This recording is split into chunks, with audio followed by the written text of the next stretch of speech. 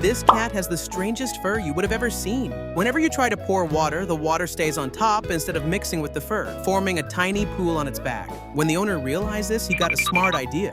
He'd always wanted a tiny aquarium, so after forming a big hole on its back, he poured water on it. He gently placed the fish into the water, and surprisingly, the fish was okay with it. It swam happily inside, and just like that, the cat's fur became an aquarium. But then the owner took it to a whole other level. He placed a tiny umbrella and formed another big gap, then once again he poured water. His cat was already getting tired, but this time he put a baby crab inside. The crab also enjoyed happily, and this is how he turned his cat into an aquarium.